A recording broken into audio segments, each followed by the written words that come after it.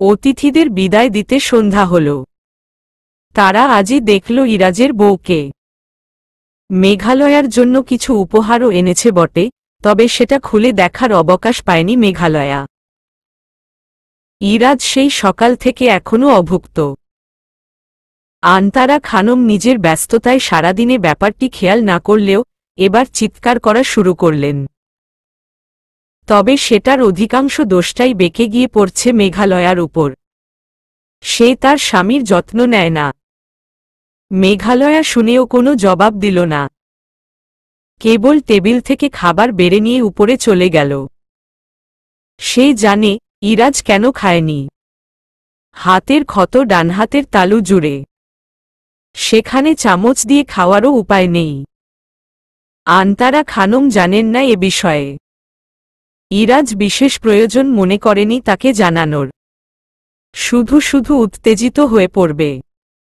মেঘালয়া রুমে এসে দেখল ইরাজ রুমে নেই। খাবারের প্লেটটি টেবিলের উপরে রেখে বারান্দায় গিয়ে দাঁড়ালো ইরাজের পেছনে। মেঘালয়া অবিশ্বাস্য নজরে তাকায়। ইরাজ আকাশের দিকে তাকিয়ে দাঁড়িয়ে কেবল। হাতে সিগারেট নেই। কোথাও একটা ভালো লাগা কাজ করল যেন। ইরাজকে সিগারেট খেতে দেখলে সে নিজের ভেতরে অদ্ভুত এক চাপ অনুভব করে আজকাল। মেঘালয়া মৃদু স্বরে ডেকে বলল, খাবার এনেছি, রেখে দে, পরে খেয়ে নেব। উহু, এক্ষুনি। ইরাজ দেহ সামনে রেখে কেবল ঘাড়টা ঘুরিয়ে তাকাল। বাধ্যতামূলক? অনেকটা তাই। ইরাজ এর পরিবর্তে কোনো কঠিন কথা না বলে বরং নিজের অপারগতা প্রকাশ করল, হাতে খেতে পারব না, আম্মা খাইয়ে দিল, খাচ্ছি, রেখে দে। মেঘালয়া বিস্মিত হয়। সে ইরাজকে খাওয়ার বাধ্যতা দিয়েছে, অথচ তার পরিপ্রেক্ষিতে ইরাজের এমন শান্ত উত্তরে মেঘালয়া ভড়কে গেল। সে যা বলতে চাইছে তা মুখে এসেও আটকে যাচ্ছে বারবার। সংকোচবোধটুকু কাটিয়ে উঠতে পারছে না মেঘালয়া। একসময় ইতস্তত করতে করতে বলে ফেলল, আমি খাইয়ে দিই, যদি আপনার আপত্তি না থাকে। ইরাজ কিছুটা সময় নিয়ে পেছনে ফিরে তাকাল।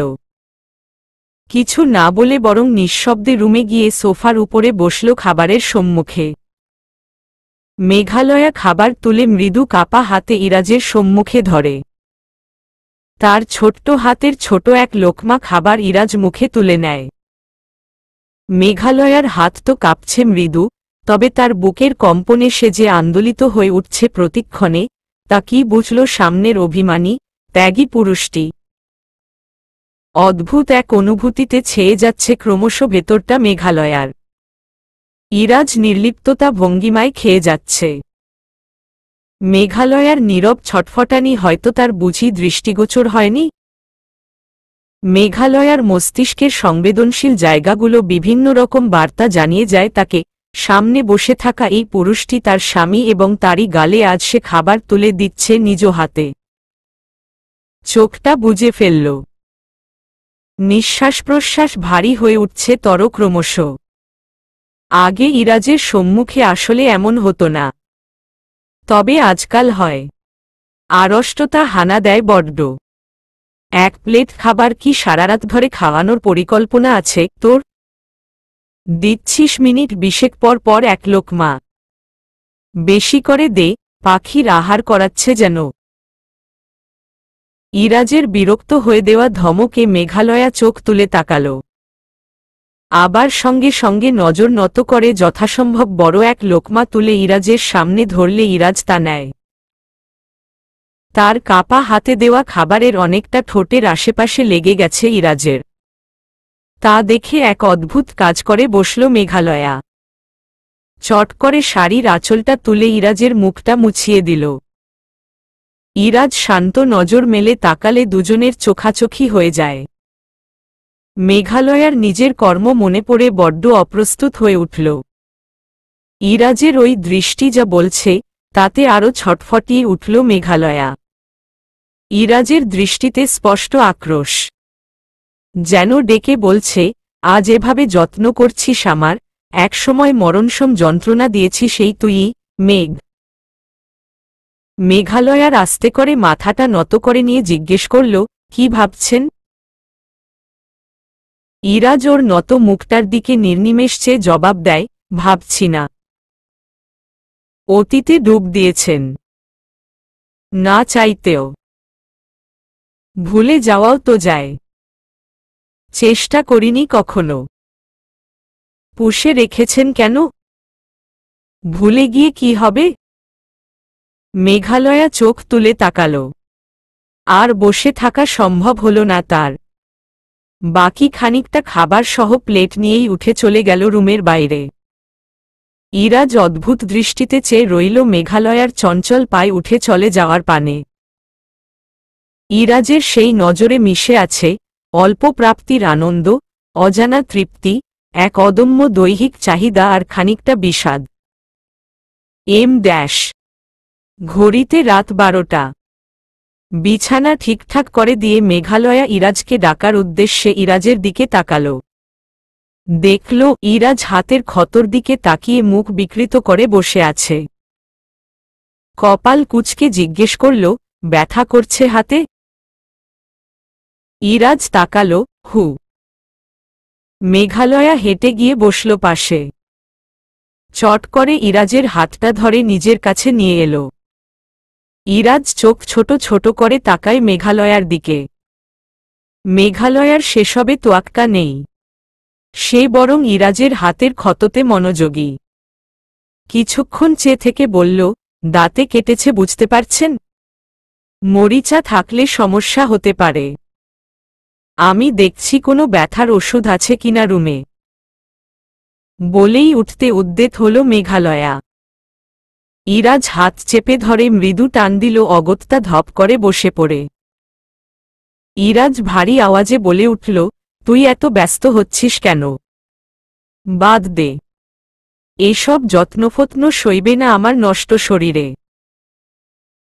মেঘালয়া ইরাজের দুর্বোধ্য চোখে চোখ রেখে বলল, আপনার নষ্ট হওয়ার কারণ যদি আমি হই, তবে তা সারিয়ে তুলতে আমার বিকল্প নেই। ইরাজ হাসল, সারিয়ে তোলার চেষ্টা কেন? সহানুভূতি? আপনি অবুঝ। হু, যেমন তুই ছিলি। শাস্তি দিচ্ছেন? উহু, আরেকবার নিজেকে দুর্বল করতে চাইছি না।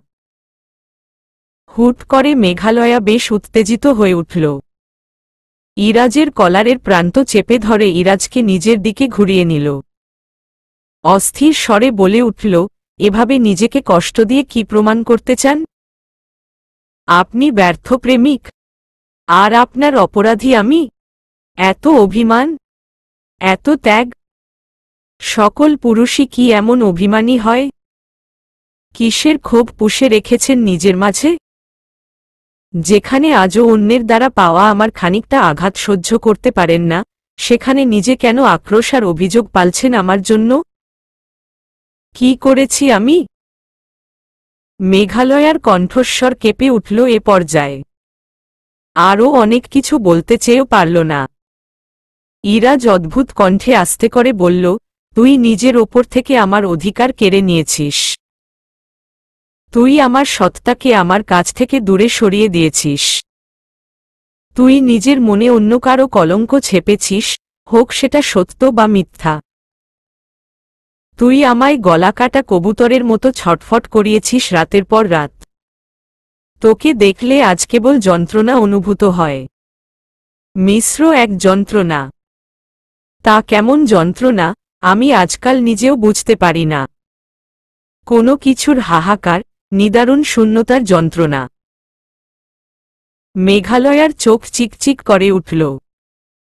কম্পিত স্বরে জোর দিয়ে বলল, তাহলে তো আমার শাস্তি কোনোদিন শেষ হবে না নিশ্চয়ই।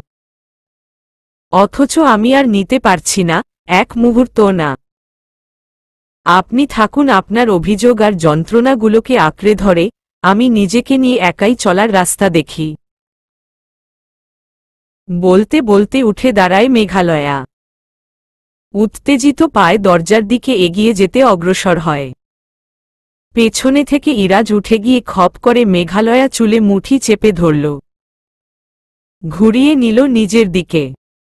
চোখ লাল হয়ে আছে ইরাজের, মুখের কাঠামো শক্ত। মেঘালয়া চোখ বুজে জোরে জোরে শ্বাস নেয়।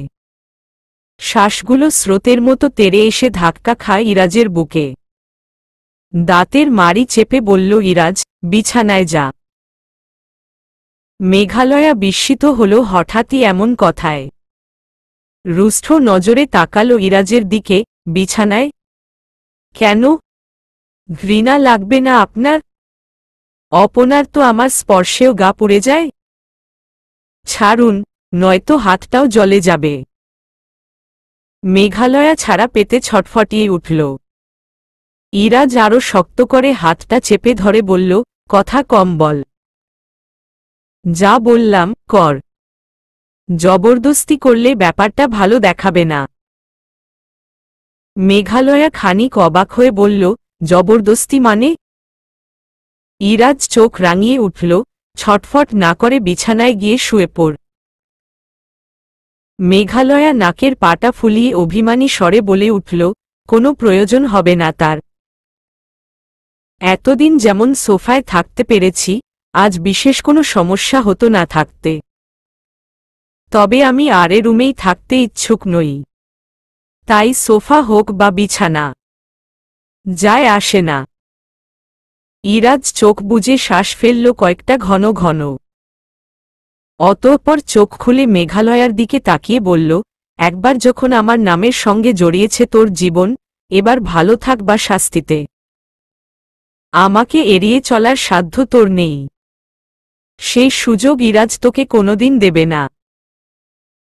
তবে কি প্রতি মুহূর্তে আপনি এভাবে শাস্তি দেবেন আমায়, আর আমি সয়ে যাব? ইরাজ আস্তে করে সামান্য ঝুঁকে মেঘালয়ার কাঁধ অবধি মুখ নামিয়ে নিয়ে এল। মেঘালয়ার ঘাড়ে এলোমেলো ছড়িয়ে থাকা চুলের মাঝে নাক ঘষে নিভু স্বরে বলল, আমি যদি শাস্তি দেই, তোকে অবশ্যই সইতে হবে। এবং এখানেই থাকতে হবে। মেঘালয়ার কানে কথাটা পৌঁছেছে কিনা কে জানে। সে বরং বিস্ময় ও আড়ষ্টতায় একাকার হয়ে টান হয়ে দাঁড়াল। শিউরে উঠল পুরো শরীর। আস্তে করে কেবল বলল, থাকব না আপনার সাথে। থাকুন আপনি আপনার। কথা শেষ করতে দিল না ইরাজ। ঘাড় থেকে মুখ তুলে বড় দুহাতের আজলায় মেঘালয়ার ব্যথিত মুখটা তুলে নিল।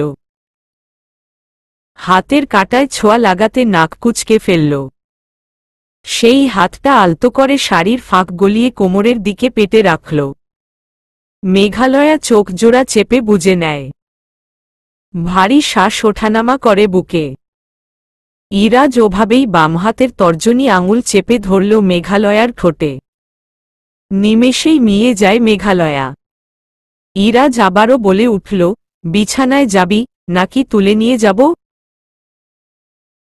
মেঘালয়ার কিছু বলতে চায়।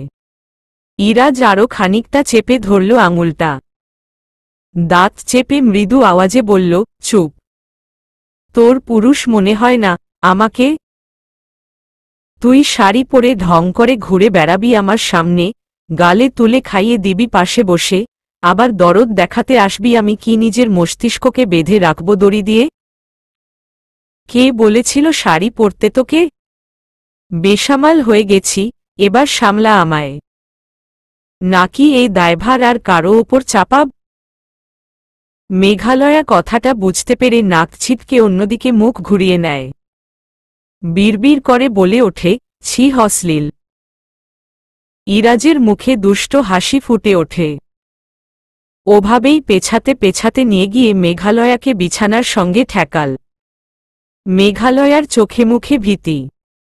বাধা দিতে গিয়ে তবুও বাধা দিচ্ছে না।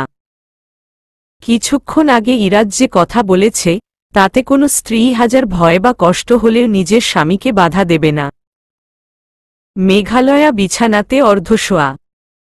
ইরাজ মেঘালয়ার ওপর ঝুঁকে দাঁড়িয়ে বলল, যে কোনোভাবে যখন বউ হয়েছিস, আমি অস্থির হলে শান্ত করার দায়িত্বটুকু তো তোকেই নিতে হবে। Get ready. বেলা 9টার অ্যালার্ম সেট করেছিল ইরাজ। অ্যালার্ম বাজতেই মুখটা বিকৃত করে বাজে ভাষায় বকে উঠল। দ্রুত অ্যালার্ম অফ করে দিল। তখনই নজরে এলো তার বুকের কাছে মাথা রেখে বাচ্চা মেয়ের মতো ঘুমিয়ে আছে মেঘালয়া। অপলক চেয়ে রইল কিছুক্ষণ মেঘালয়ার ঘুমন্ত চেহারার দিকে। রাতে কেঁদেছিল মেয়েটা। জিদ, অভিমান, ছটফটানি। কোনো কিছুতেই বাধা দিতে পারেনি ইরাজকে। ওভাবেই কাঁদতে কাঁদতে শেষ রাতের দিকে ইরাজের ধমকে ঘুমিয়ে পড়েছে। গতকাল রাতের ঘটনা ভেবে মিশ্র এক অনুভূতি ভিড় করল ইরাজের মাঝে। হঠাৎ মাথায় এলো, সে বোধহয় আবারও এই মেয়েটির ওপর পিছলে যাচ্ছে বলতে গেছে। মেঘালয়ার দিকে তাকিয়ে ভিতরে এক অদম্য টান অনুভব করল। এই মেয়েতে সে তার জীবন যৌবনের শুরুতে মজেছে, আর কোনোদিন অন্য পথে চলতে সাহস পায়নি।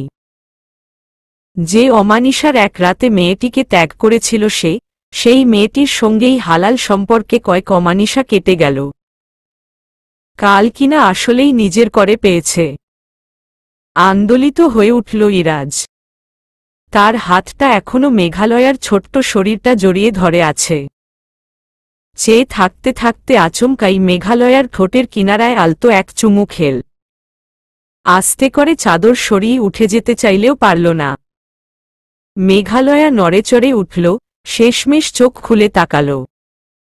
ইরাজকে অমন লোভী নজরে তাকিয়ে থাকতে দেখে দ্রুত মুখ ঘুরিয়ে নিল অভিমানে। ইরাজ তা দেখে সামান্য হাসল। মেঘালয়ার মুখে স্পষ্ট অভিমান। সেদিকে তাকিয়ে উঠে বাথরুমের দিকে চলে গেল ইরাজ। মেঘালয়া উঠে আধশোয়া হয়ে বসল। চুপ করে বসে রইল, মুখটা কঠিন করে। তার মনে বহু প্রশ্ন উকি দিচ্ছে। ইরাজের আচরণ অদ্ভুত, বরাবরই অদ্ভুত। এই ভালো তো, আবার খারাপ। কিছুক্ষণ পর ইরাজ বের হল একেবারে গোসল করে। সে এত সকালে সচরাচর ঘুম থেকে জাগে না, তবে আজ জরুরি কাজে অগত্যা জাগতে হয়েছে। ভেজা চুলে এসে ড্রেসিং টেবিলের সামনে দাঁড়াল। আয়নাতে দেখা যাচ্ছে মেঘালয়ার গোমরা মুখটা। তোয়ালেটা ঘাড়ে ঝুলিয়ে মেঘালয়ার পাশে এসে বসল। মুখটা শুকনো লাগছে মেয়েটার। ইরাজের ভেতরে কোথাও একটা অনুতাপ কাজ করল যেন। সামনে বসে কয়েক সেকেন্ড চেয়ে রইল মেঘালয়ার নত মুখের দিকে।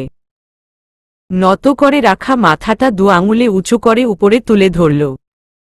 আস্তে করে জিজ্ঞেস করল, কি হয়েছে? উত্তর দিল না মেঘালয়া। গাটা শিউরে উঠল মেঘালয়ার। হয়তো মেঘালয়া ইরাজের স্পর্শকে ভয় পাচ্ছে। মেঘালয়া হয়তো ইরাজের সংস্পর্শে আতঙ্কিত। তা ভাবতেই ইরাজ নিজের হাতটা সঙ্গে সঙ্গে সরিয়ে নিল। একটু সরে বসল সন্তর্পণে। নিজের ওপর রাগ হচ্ছে ভীষণ। এভাবে যখন এতদিন নিজেকে নিয়ন্ত্রণে রেখেছিল, তাহলে কাল রাতে ওভাবে অধিকার আদায় করতে যাওয়াটা বড্ড ঘৃণ্য লাগল ইরাজের আছে। তার মাঝে শতভাগ নিয়ন্ত্রণ ক্ষমতা আর ত্যাগী মানসিকতা রয়েছে। তবে আজ এমন কাজ করে ফেলার মানে কি? নিজেকে কষে কয়েকটা বিশ্রী গালি দিল মনে মনে। সে কোনোদিন নিজের জন্য মেঘালয়ার চোখে এমন আড়ষ্টতা আর ভীতি দেখতে চায়নি। বিধায় মেঘালয়াকে কোনোদিন বুঝতে দিয়েছিল না নিজের সেই গাঢ় অনুভূতির কথা। লজ্জিত লাগল নিজেকে বড্ড। মুখটা ভারী করে জিজ্ঞেস করল, কি হয়েছে বলবি তো? জোরে শ্বাস নিয়ে আবার শান্তভাবে বলল, কাল খুব খারাপ কিছু করে ফেলেছি। মেঘ, আমি সরি। দেখ, কাল একটু রেগে গিয়েছিলাম, হয়তো একটু রুড আচরণ করে ফেলেছি। মেঘালয়া মাথা তুলে তাকাল। তার চোখে ছলছল পানি। ইরাজ অস্থির হয়ে উঠল এবার। বাড়ি যেতে চাস? আচ্ছা আচ্ছা, আমি দিয়ে আসব। তোর থাকতে হবে না আমার সঙ্গে। কান্না থামা, ফ্রেশ হ। তুই যা চাস তাই হবে। প্লিজ কাঁদিস না, শোন দেখ। মেঘালয়া এবার ডুকরে কেঁদে উঠল। ইরাজ হতভম্ব হয়ে যায়। গতরাতে বাড়ি যেতে চেয়েছিল মেয়েটা, সে জোর করে ধরে রেখেছে। ইরাজের ধারণা, এ থেকেই অভিমান জমেছে হয়তো। ইরাজের কথা শেষ করতে দিল না, হঠাৎই মেঘালয়া বিক্ষিপ্ত ঢেউয়ের মতো লুটিয়ে পড়ল ইরাজের বুকে। ইরাজ একটু অপ্রস্তুত হয়ে পড়ল এতে। থমকানো এক ঢোক গিলল। আবেশে চোখটা বুজে ফেলল আস্তে করে। মেঘালয়া ফুপিয়ে কাঁদছে, ইরাজকে জড়িয়ে ধরে। ওর মাথাটা ইরাজের কাঁধের কাছে বুকের ওপরে ঠেকে আছে। ইরাজকে অবাক করে দিয়ে আরও ঠেসে জড়িয়ে ধরল এবার। যেন ইরাজের বুকের মাঝে ঢুকে যেতে চায় মেয়েটা। অস্থির চিত্তে ইরাজের পিঠ খামচে ধরল। যতটা পারছে ইরাজকে নিজের সাথে মিশিয়ে নিচ্ছে মেঘালয়া। তার এই অশান্ত আচরণ যেন বলে যায়, কোথায় যাব আমি? আমি তো থাকতে চাই এই বুকে, এই দেহের সংস্পর্শে, এই দেহের মালিককে কেন্দ্র করে বাঁচতে চাই এক জনম। হাত দুটো ইরাজের বাহুর নিচ থেকে বের করে এবার ইরাজের গলাটা জড়িয়ে ধরল মেঘালয়া। মাথাটা ইরাজের কাঁধে চেপে ধরল। বাঁধভাঙা নদীর মতো শান্ত হয়ে উঠেছে মেঘালয়া। ইরাজ যেন থেমে গেছে মেঘালয়ার আচরণে। তার ভেতরে তোলপাড় চলছে, মেঘালয়ার এই অস্থিরতা তাকেও এলোমেলো করে ফেলল মুহূর্তে। মেঘালয়ার কান্নাজড়িত অভিযোগ ভেসে এলো, কোথায় যাব আমি? কার কাছে যাব? আব্বু আপনার ভরসায় এখানে পাঠিয়ে দিল। আপনি আব্বুর কাছে রেখে আসতে চাইছেন। আমি খুব ভারী বোঝা হয়ে গেছি সকলের কাছে। কেউ বইতে চাইছে না আমায়। আমার জন্য জায়গা হয় না কারো কাছে। কাল সারারাত রেখে দিতে ইচ্ছে হয়েছিল আমাকে নিজের কাছে। এখন চাহিদা মিটেছে, আমি অপ্রয়োজনীয় হয়ে উঠেছি। কাল কেন ধরে রাখলেন? বিয়ের পর স্বামীর ঘর নাকি মেয়েদের আপন হয়, আমার তো বিয়ে হয়ে গেছে।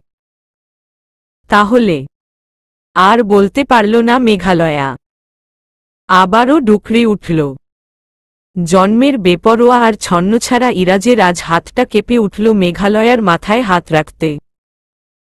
বুকের মাঝে শীতল ঢেউ তাণ্ডব শুরু করেছে যেন। কাপা হাতে আস্তে করে মেঘালয়াকে জড়িয়ে নিল দুহাতে।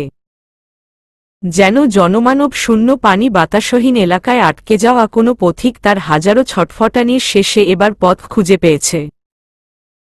পিপাসায় মৃতপ্রায় ব্যক্তি গভীর অরণ্যে এক ছোট্ট ঝিরি ঝর্ণার সন্ধান পেয়েছে। ইরাজের ভিতরটাও ঠিক এমনই আকুল হয়ে উঠল মেঘালয়ার আচরণ ও স্বীকারোক্তিতে। শক্ত বন্ধনে আবদ্ধ করে ফেলল বুকে লেপ্টে থাকা মেয়েটাকে। জ্বলন্ত ইটের ভাটায় যেন আকাশের বুকে ভেসে বেড়ানো এক টক্র মেঘ ভেঙে বর্ষা নেমে এলো ইরাজের বুকে। ইরাজের এতদিনের খা খা মরুময় তপ্ত বুকটা সজীব হয়ে উঠল মুহূর্তেই। শক্ত করে জড়িয়ে ধরল নিজের বহু সাধনা ও বুকের তিক্ত যন্ত্রণায় কেনা মেঘকে। বিকেলে বৃষ্টি হওয়ার ফলে পরিবেশটা স্যাঁতস্যাঁতে হয়ে আছে। তবুও এক সজীবতা জুড়ে আছে চাঁদহীন আকাশ ও গাছের সবুজ পাতায়। মেঘালয়া বারান্দায় দাঁড়িয়ে দেখছে ভেজা প্রকৃতি। কিছুক্ষণ আগে গোসল করাই চুলগুলো ভেজা। ছড়িয়ে দেয়া পিঠে মৃদুমন্দ বাতাসে উড়ছে তা। আজকাল তার শরীরটা ভালো যাচ্ছে না। অল্পতেই হাঁপিয়ে ওঠে। মাথাটা ঝিমঝিম করে, কখনো কখনো চারদিক অন্ধকার হয়ে ঘুরে ওঠে মাথা। অ্যাডমিশন কোচিংয়ে ভর্তি করিয়েছে ইরাজ তাকে। প্রথম কিছুদিন নিয়মিত ক্লাস করলেও কদিন শরীরের এমন দুর্বলতাকে কেন্দ্র করে আর নিয়মিত কোচিংয়েও যাওয়া হয় না। তবে পড়ালেখা যথাসম্ভব খুব বেশিই করছে মেঘালয়া। সঙ্গে ইরাজ আছে দিন রাত পড়তে বসার তাগাদা দেওয়ার জন্য। মেঘালয়ার কাছে জীবনটা আবারও রঙিন লাগতে শুরু করেছে। ইরাজের ঘাড় তেরামির কাছে দিন দিন তার দুর্বলতা কেমন বৃদ্ধি পাচ্ছে। ইরাজকে হারানোর কথা ভাবলেও বুক মুচড়ে ওঠে। ইরাজকে নতুনভাবে চিনছে, জানছে। ইরাজের ছায়াতলে মেঘালয়া আজকাল আবারও বড় আহ্লাদী হয়ে উঠেছে যেন। ভেবেই মুচকি হাসল। ইরাজের তারা কথা, বেপরোয়া চলন, রাগী মেজাজ, আবার অদ্ভুত এক শীতলতা, কখনো কখনো যত্নশীল মনমাতানো এক প্রেমিক হয়ে উঠতে ইরাজের জুড়ি নেই। সেখানে আর কোনো পুরুষকে কল্পনা করাও সম্ভব নয়। খুব অনুতাপ হয় মাঝে মধ্যে মেঘালয়ার, এই পাগল ছেলেটাকে ঠুকরে সে নিজের সিদ্ধান্তে চলতে গিয়েছিল। নিজের ওপর তাচ্ছিল্য করে ওঠে। কিছুদিনের মাঝে তাদের সম্পর্ক, ইরাজের চালচলন, মেঘালয়ার মনের অবস্থা, সবকিছুতেই অদ্ভুত পরিবর্তন এসেছে। বারান্দা থেকে রুমে চলে এলো। দাঁড়িয়ে থাকতে শরীর সায় দিচ্ছে না। গতকাল হেলাল সাহেব এসেছিলেন মেয়েকে দেখতে। সঙ্গে এনেছিলেন মেঘালয়ার পছন্দসই বহু খাবার। দুপুরে খাওয়া হয়নি তার। খাওয়ার কথা ভাবলেও বমি ঠেলে আসছে।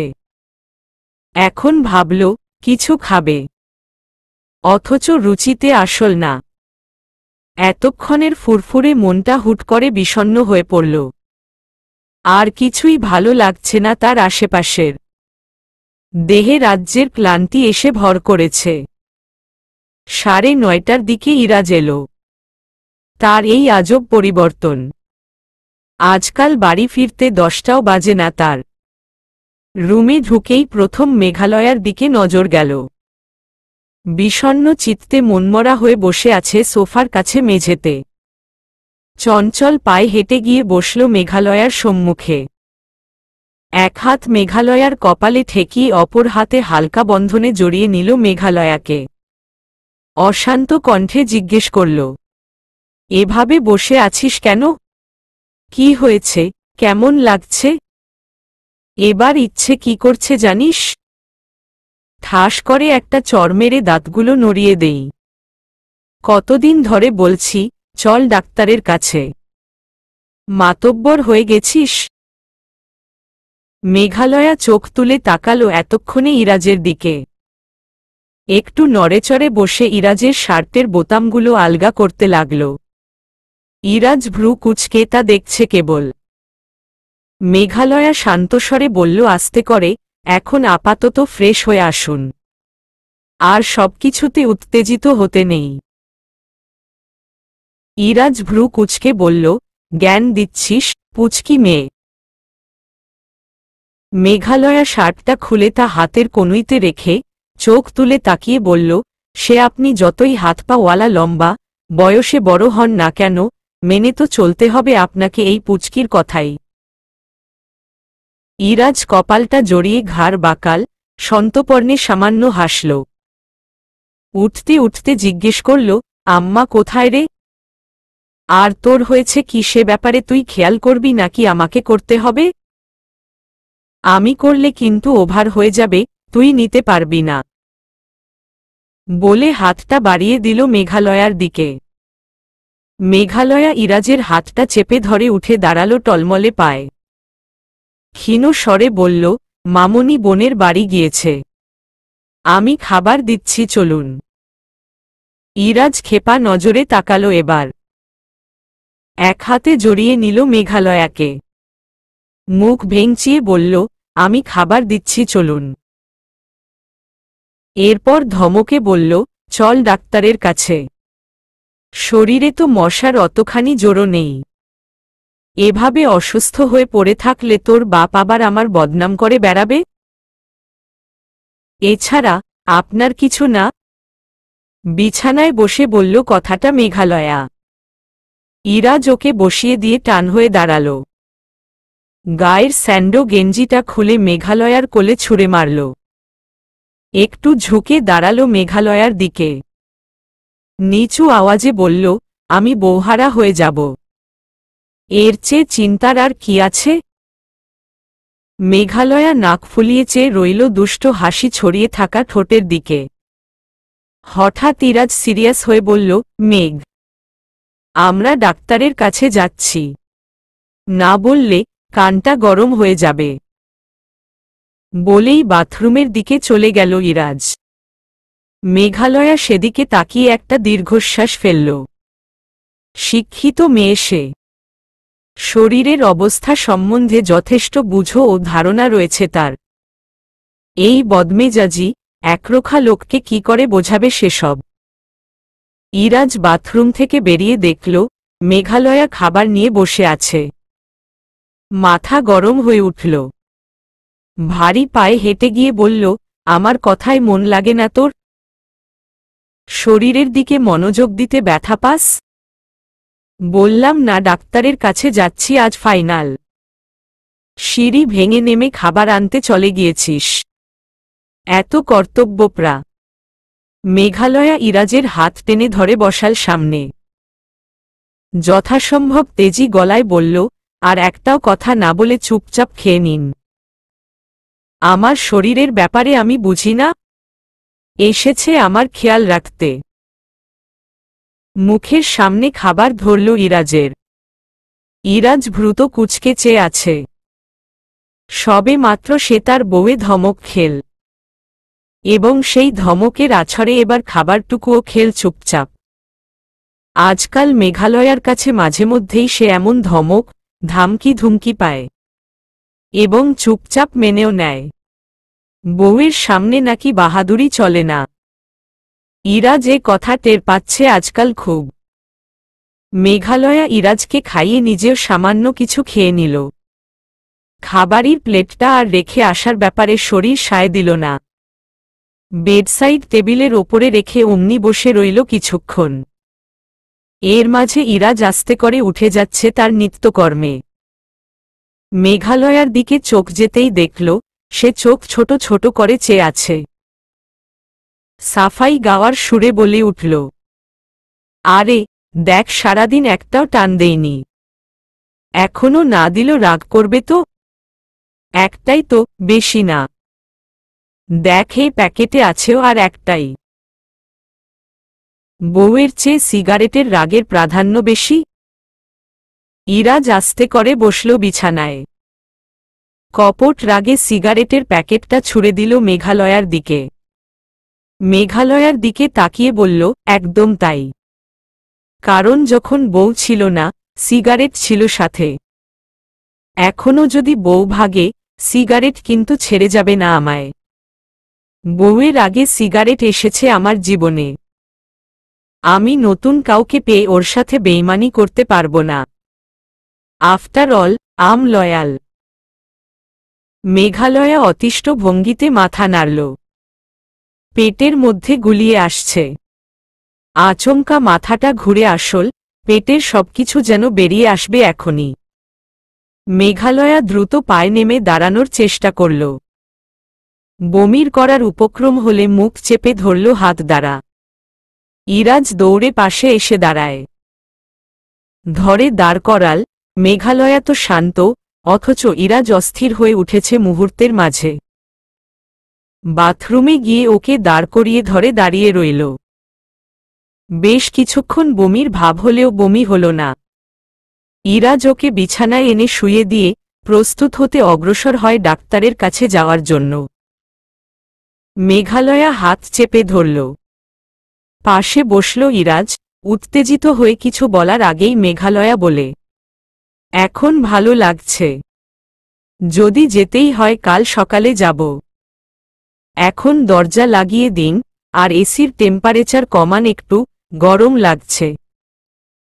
তারপর ভদ্রলোকের মতো এসে শুয়ে পড়ুন। ইরাজ কপাল কুঁচকে সন্দিহান কণ্ঠে বলল, মেঘ, তোর ভাবসাব কিন্তু ভালো না। সকালে টুকটাক বৃষ্টি হয়েছে। আকাশ মেঘলা হয়ে আছে। পরিবেশটাও ঠান্ডা। মেঘালয়ার ঘুম ভাঙল 9টার দিকে। অথচ পাশে তাকিয়ে দেখল ইরাজ নেই। শরীরটা ওর বহুরূপী হয়ে উঠেছে। এখন বলা চলে তুলনামূলক ভালো লাগছে। আস্তে করে উঠে বাথরুমে গেল। হাত মুখ ধুয়ে বের হয়ে মুখটা মুছল না। তোয়ালে ইরাজ কোথায় ছুঁড়ে ফেলে গেছে আল্লাহ পাক জানে। এরকম অগোছালো হয় পুরুষ মানুষ, তা অজানা ছিল মেঘালয়া। আব্বুকে সবসময় পরিপাটি দেখেছে সে। অথচ ইরাজ নিজেকে পরিপাটি রাখলেও তার অভ্যাস বাজে রকমের এলোমেলো। বাইরে থেকে এসে শার্ট খুলে এক প্রান্তে ছুঁড়ে মারে তো প্যান্ট খুলে অপর প্রান্তে। সেভাবেই এখন তোয়ালে কোথায় রেখেছে তা খোঁজার ইচ্ছেটুকু হল না মেঘালয়ার। নরম পায়ে হেঁটে নেমে এলো বসার রুমে। ইমতিয়াজ সাহেব সোফায় বসে সকাল সকাল টিভি ছেড়ে খবরের চ্যানেল চালু করে রেখেছেন, অথচ নজর তার খবরের কাগজে। খবর যখন কাগজেই পড়বে তাহলে টিভিতে খবরের চ্যানেল চালিয়ে রাখার মানেটা কি? তার চেয়ে বড় কথা, টিভিটাই চালু করে রাখার মানে কি? মেঘালয়ার মেজাজ আজকাল চরম খিটখিটে। আর এই খিটখিটে মেজাজেই কথাগুলো ভেবে ভ্রু কুঁচকে এগিয়ে গেল সোফার দিকে। বাবাই, তোমার জ্ঞানবুদ্ধি লোপ পাচ্ছে, বেশি করে বুদ্ধি বাড়ার ওষুধ খাবে। মেঘালয়ার কথায় ইমতিয়াজ সাহেব থমকে তাকিয়ে রইলেন কিছুক্ষণ, অতঃপর ফিক করে হেসে ফেললেন। মেঘালয়া তা দেখে কপালটা আরও জড়িয়ে ফেলল। হাসছ কেন? জোকস বলেছি। কথাটা বলেই রিমোটটা হাতে নিয়ে চট করে টিভিটা বন্ধ করে দিল। ইমতিয়াজ সাহেব কৃত্রিম গম্ভীর স্বরে বললেন, এখনই বাড়ির খরচে সাশ্রয় শুরু করেছিস? কদিন পর তো সোফায় বসার ভাড়া আদায় করবি। মেঘালয়া থমথমে মুখে বলল, এটা কোনো কথা? ইমতিয়াজ সাহেব মেঘালয়ার এই খিটখিটে রূপে বেশ মজা পাচ্ছেন। মনেমনে হাসলেন, মুখে সিরিয়াস হয়ে বললেন, তোর শরীর নাকি ভালো যাচ্ছে না, কি হয়েছে মেঘা? মেঘালয়া সোফায় বসে বলল, এ খবর কি কাগজে ছাপা হয়েছে নাকি টিভিতে দেখাচ্ছে? ইমতিয়াজ সাহেব বললেন, দুটোর কোনোটাই না, বরং রাজের মুখে ঘোষিত হয়েছে। আর বুঝলাম, তোর শারীরিক না বরং মেজাজ খিটখিটের রোগ হয়েছে। মেঘালয়া অতিষ্ঠ হয়ে বলে ওঠে, উফ অফ, বাবাই। ইমতিয়াজ সাহেব ঢং করে বললেন, আম হেয়ার, মাই প্রিন্সেস। মেঘালয়া হেসে ফেলল এবার, তোমার ক্যাকটাস, ফুককু ক্যাকটাস আমার। তোমার বাদর কই? আসতে বল। আজ বাদরের হাতে আমাদের পেট। মানে? রান্না করছে? করতে জানে তোমার? কথা পুরো না করে উঠে গেল রান্নাঘরের দিকে। ইরাজ রান্না করছে। ঘেমে কাহিল অবস্থা তার। চোখমুখ লাল হয়ে গেছে। মুখটা মাত্রাতিরিক্ত গম্ভীর। ওভাবেই রান্না করছে দাঁড়িয়ে। ঘর্মাক্ত, বিরক্ত, রান্নায় ব্যস্ত ইরাজকে দেখে কোথাও একটা নরম অনুভূতি উকি দিল মেঘালয়ার মাঝে। যুবতী মেঘালয়ার সামনে দাঁড়ানো ওই ঘামে সিক্তদেহী পুরুষ কেমন আকর্ষণীয় ঠেকল তার কাছে। আস্তে করে কাছে গিয়ে দাঁড়িয়ে বলল, আমায় ডাকতেন, আমি সাহায্য করতাম। একা এভাবে হেনস্থা হওয়ার কি দরকার? ইরাজ হাত ধুতে ধুতে বলল, হুম ডাকতাম। তোর বাপে যে ননির পুতুল মানুষ করে ঘাড়ে ঝুলিয়ে দিয়েছে, তাকে ডাকতাম রান্নার মতো কাজে। রান্না করেছিস জীবনে? খালি তো খেয়েছিস পায়ে পা তুলে। আর তার ওপর শরীর খারাপ, যা এখান থেকে। এখানে গরম, গিয়ে আব্বুর কাছে বসো। মেঘালয়া চোখমুখ জড়িয়ে জিজ্ঞেস করল, আপনি খোটা দিচ্ছেন আমায়? একদিন আপনার চেয়ে ভালো রাঁধুনি হয়ে দেখাবো। ওয়েট ওয়েট, আপনি রান্না জানেন? জানেন তো, কিভাবে জানেন? ইরাজ ঘুরে দাঁড়াল, মেঘালয়ার মুখে মৃদু একটা থাপড়া মেরে বলল, তোর মতো ন্যাকারানি আর আহ্লাদি ছিলাম নাকি আমি?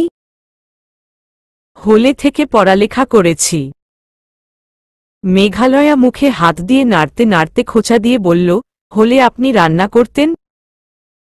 নাকি অন্যকে ভয় দেখিয়ে তাদের দিয়ে রান্না করিয়ে নিয়ে গেলতেন?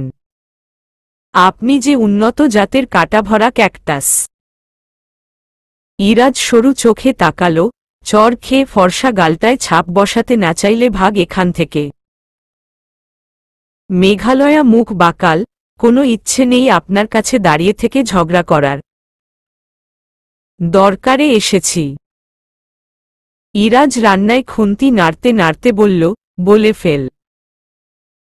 মেঘালয়া একটু কাছে এসে দাঁড়ালো, ফিসফিস করে বলল, বাড়ি ফেরার সময় মনে করে একটা প্রেগন্যান্সি কিট আনবেন। ইরাজকে থমকানোর সুযোগটুকু দিল না মেঘালয়া। বের হয়ে গেল রান্নাঘর থেকে। ইরাজ কেবল বিস্ময় থমকে ব্যাপক হারে বেড়ে যাওয়া বুকের ধুকপুকানির সাথে স্থির দাঁড়িয়ে রইল মেঘালয়ার যাওয়ার পথে নজর মেলে। দুপুরের বেলা গড়িয়ে যায়। ক্লিনিকের ওয়েটিং রুমে বসে থেকে মেঘালয়ার বিরক্তি চরমে পৌঁছেছে। তবুও ইরাজের দেখা নেই। এদিক ওদিক তাকিতুকি করে, তো একবার উঠে দাঁড়ায় আবার বসে। যে কেবিনে ঢুকেছে ইরাজ, সেদিকে তাকিয়ে থাকে আশা নিয়ে, এই বুঝি ইরাজ বেরিয়ে এলো। কেবিনের দরজার ওপরের নেমপ্লেটে লেখা, শারমিন আরা, গাইনি এন্ড অবশ। সকালে ইরাজকে কিট আনার কথাটা বলার পর থেকে আর এক নতুন ইরাজ আবিষ্কৃত হয় মেঘালয়ার কাছে। পাগল ইরাজ, যার আচরণ একদম পাগলাটে ধরনের। মেঘালয়া শুনেছিল খুশিতে মানুষ পাগল হয়। বিশ্বাসযোগ্য ছিল না কথাটা তার কাছে। অথচ আজ সে দৃঢ় বিশ্বাসী, ইরাজকে দেখে। কিসের কিট, কিসের কি? মেঘালয়াকে টানতে টানতে নিয়ে এসেছে গাইনি ডাক্তারের কাছে। কোনোরকম ত্রুটি সে হতে দেবে না। ব্লাড ও ইউরিন টেস্টের রিপোর্টে প্রেগন্যান্সি পজিটিভ দেখার পর থেকে ইরাজের পাগলামি বেড়েছে বহুগুণে। তখন মেঘালয়া ভাবতে বসেছিল, সন্তানের আগমনীতে বাবারা বুঝি এমনই পাগল হয়ে ওঠে? তাহলে তার আব্বুও নিশ্চয়ই এমন পাগল হয়ে উঠেছিল। হেলাল সাহেবের মুখটা ভেসে ওঠে চোখের সামনে। কোনোরকম ছটফটানি করতে দিচ্ছে না ইরাজ, ধরে বসাচ্ছে, ধরে দাঁড় করিয়ে দিচ্ছে। তার দৌড়াদৌড়ি দেখে খুব সহজেই বলা যায়, ইরাজ ম্যারাথনেই বোধহয় নেমেছে আজ।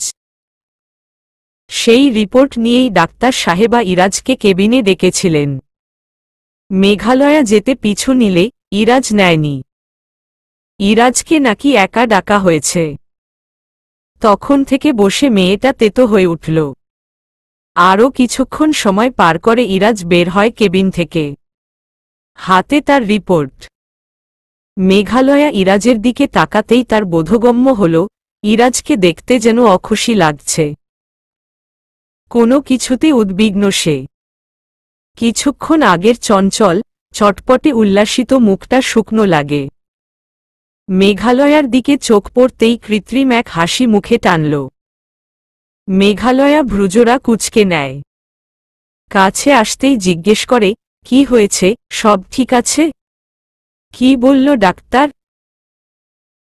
ইরাজ হাসিমুখে জবাব দেয়, বিশেষ কিছু না। বলল, এখন থেকে পুচকি বউয়ের সাথে আমাকে জ্বালানোর জন্য আরেক পুচকি আসছে। আমার শরীরে এক্সট্রা এনার্জি লোড করে রাখতে বলল। মেঘালয়া নাক ফুলিয়ে তাকালে, ইরাজ আবারও হেসে ওঠে। মেঘালয়ার যত্নের ত্রুটি নেই। হেলাল সাহেব বোঝাই করা জিনিস নিয়ে এসে দেখে গেছেন মেয়েকে। কল্যাণ প্রার্থনা করেছেন মেয়েকে বুকে জড়িয়ে নিয়ে। ইমতিয়াজ সাহেবের খুশি উতলে পড়া দুধের মতো দিকবিদিক গড়িয়ে পড়ছে। আন্তারা খানম স্বাভাবিক। তবে তার মাঝে পরিবর্তন যা লক্ষ্য করা যায় তা হল, তিনি নিঃশব্দে মেঘালয়ার যত্ন নিতে ভোলেন না। সময়মতো মেঘালয়া খাবার খেতে না গেলে খাবার ওপরে পাঠিয়ে দেন, এটা ওটা তৈরি করে রাখেন। গর্ভাবস্থায় একটা মেয়ের যেমন যত্নের প্রয়োজন সবটাই মেঘালয়া পায়, বরং বেশিই পায়। তবে তিনি কথা বলেন না মুখ খুলে। বরং নীরবতা বজায় আছে। মেঘালয়ার শরীর একটু মোটা দেখতে লাগে অবশ্য আজকাল। খুব বেশি না হলেও শরীরে তুলনামূলক পরিবর্তন এসেছে সামান্য। রাত 10টার মতো বাজে। অথচ ইরাজ বাড়ি আসেনি এখনো। বারান্দার সোফাতে হেলান দিয়ে বসে একমনে চেয়ে আছে মেঘালয়া আকাশের দিকে। আজকাল কিছু সময় ইরাজ কাছে না থাকলে বুকটা খাখা করে বড়। খালি খালি লাগে নিজেকে। এক অজানা ভয়। হাত পা শিউরে ওঠে। যেমনটা এখন হচ্ছে। মনটা ভীষণভাবে কেবল চাইছে ইরাজ এসে প্রতিদিনের মতো গা ঘেঁষে বসে কোনো তারা কথা বলুক, মনটা শীতলতায় ছেয়ে যাক। আগে তো এমন হতো না। মোটেও অপেক্ষা করত না মেঘালয়া ওই বদমেজাজি ঘাড় তারা ইরাজের। তবে আজ কেন এত অস্থির লাগে ইরাজের দূরত্বে? সে জানে না, হয়তো জানে তবে প্রকাশ করে না। সে জানতে চায় না, বুঝতেও চায় না। কেবল ইরাজকে হারাতে চায় না, এটুকুই যথেষ্ট। আকাশ দেখতেও ভালো লাগল না। শরীর তো খারাপ, তার সঙ্গে মিশে যায় ক্রমশ মন খারাপগুলো। বড্ড খারাপ অনুভূতি এসে জেকে ধরল মেঘালয়াকে। আসছে না কেন ক্যাকটাসটা?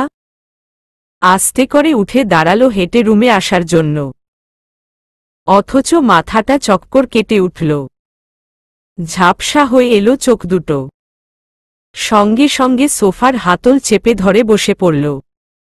আম্মুর চেহারাটা মেঘালয়ার সেভাবে মনে পড়ে না। তবুও মাঝে মধ্যে যখন সেই নারীটির শূন্যতা অনুভব হয়, মেঘালয়ার বুকে আগুন জ্বলে ওঠে। মেঘালয়া নিজেকে শান্ত করার চেষ্টা করে। এখন এভাবে দুশ্চিন্তাগ্রস্ত হলে খারাপ কিছু হতে পারে।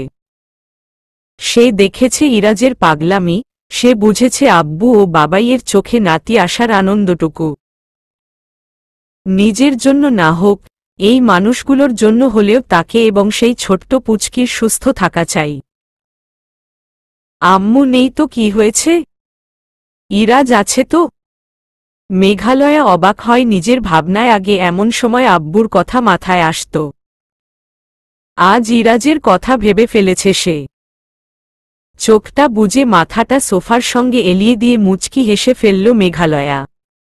ইরাজ আসলেই নেশালো, ছেলেটা পাগল। যাকে বাহ্যিকভাবে দেখতে কত কঠিন, পাষাণ আর বদমেজাজি মনে হয়, মেঘালয়া সেসব ভেদ করে এক পাগলকে পেয়েছে, যে ইরাজের মতোই দেখতে। তবে সবার দেখা ইরাজের চেয়ে একদম আলাদা। মেঘ, মেঘ, কোথায় তুই? মেঘ। হন্তদন্ত অস্থিরতার মাঝে এই পুরুষের ডাক। মেঘালয়ার বুকটা শান্ত হয়ে ওঠে। এভাবেই প্রতিরাতে এসে ডেকে ঘর মাথায় তুলে ফেলে, যেন সে কোনো মহামূল্যবান আমানত রেখে বাইরে গিয়েছিল, জান হাতে নিয়ে ফিরেছে তা ফিরিয়ে নিতে। মেঘালয়া ক্ষীণ স্বরে জবাব দেয়।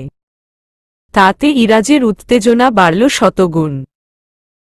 দৌড়ে বারান্দায় এসে পাশে বসে মুখটা হাতের আজলায় তুলে এলোমেলো স্বরে বলল, এখানে এভাবে বসে আছিস কেন? কেমন লাগছে? কি হয়েছে? এই মেঘ, ঠিক আছিস তুই? মেঘালয়ার কথা বলার সুযোগ নেই। মেঘালয়া আস্তে করে নিজের মুখে ঠেকিয়ে রাখা ইরাজের হাতের ওপরে হাত রাখল। বলল, সবসময় এত উত্তেজিত না হলে হয় না? আমি প্রথম মেয়ে নই যে গর্ভবতী। সকলেরই এই সময় আসে, চলে যায়। এত অস্থির হলে আপনারই যে হার্ট অ্যাটাক হয়ে যাবে। সবারটা জানি না। আমার বউ তো প্রথম গর্ভবতী, আমি প্রথমবার বাপ হব। তুই নিজের খেয়াল রাখবি, নয়তো তোর ঘটে শনি আছে। মেঘালয়া ভ্রু কুঁচকে বলল, তার মানে এসব কেবল তার জন্য, আমার জন্য না? ইরাজ জবাব না দিয়ে চট করে মেঘালয়াকে পাজাকোলে করে তুলে ফেলল। মেঘালয়া থমকে যায়, সঙ্গে লজ্জায় চোখ দুটো খিচে বন্ধ করে নিল।